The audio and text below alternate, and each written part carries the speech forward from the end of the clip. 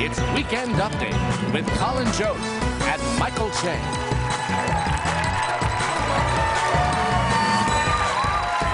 What's up, everybody? Welcome to Weekend Update. I'm Colin Jost. I'm Michael Che.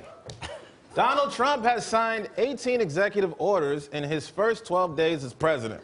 Now, that sounds like a lot, but keep in mind that it is a lot.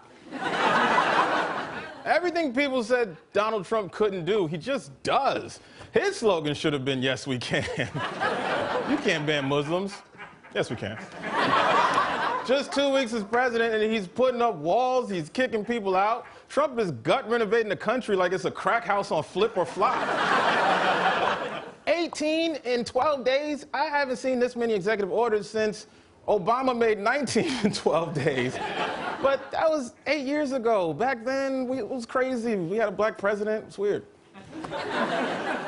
Even then, Donald Trump actually criticized Obama for signing so many executive orders.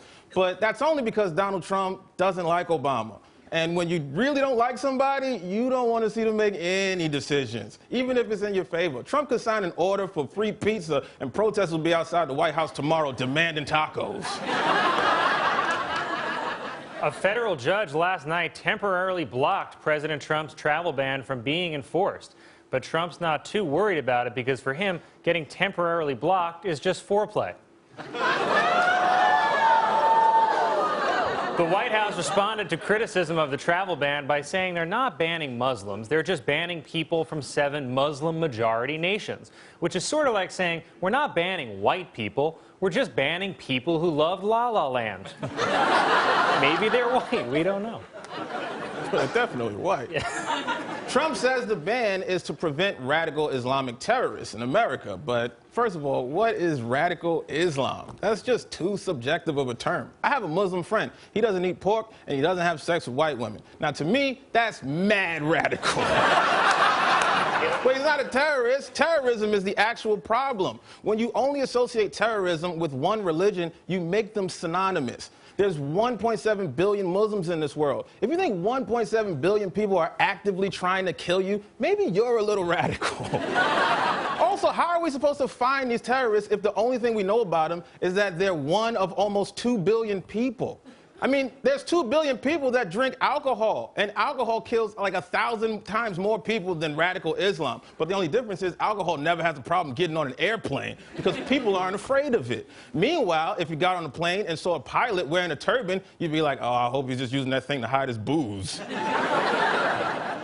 While appearing on MSNBC, Kellyanne Conway defended President Trump's travel ban by referencing what she called the Bowling Green Massacre, which is a terrorist attack that never happened.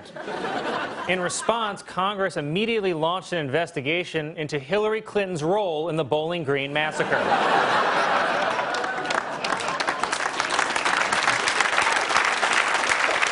In a phone call with Australia's Prime Minister, President Trump called a plan to accept more than 1,000 refugees from the country a dumb deal. Trump threatened to retaliate by hitting Australia with a 20% import tax on Hemsworth brothers. Donald Trump's call with the Australian Prime Minister got so heated he had to send Steve Bannon to smooth things over with their ambassador. I mean, when you're using Steve Bannon to help you smooth things over. But honestly, if I got a call from Australia telling me to do something I didn't want to do, I'd probably do the same thing. I'd be like, who cares? It's Australia. Isn't it still like yesterday there? Just go there tomorrow. Tell them I didn't say that today. I think one interesting thing is how much we're learning about government and the world from Trump. Like before this, I never knew who the Prime Minister of Australia was because our president had never hung up on him before. We're learning which Muslim countries are threats and which Muslim countries have Trump hotels. We're even learning about important historical events that never happened. Like that day that will live in infamy, February 35th, 1930. And we're learning that Frederick Douglass is alive and well. And that he's doing an amazing job, and he's getting recognized more and more, Trump noticed. And we're definitely learning about checks and balances, because this is all becoming a dark, gritty reboot of Schoolhouse Rock, where a bill becomes a law on its own terms.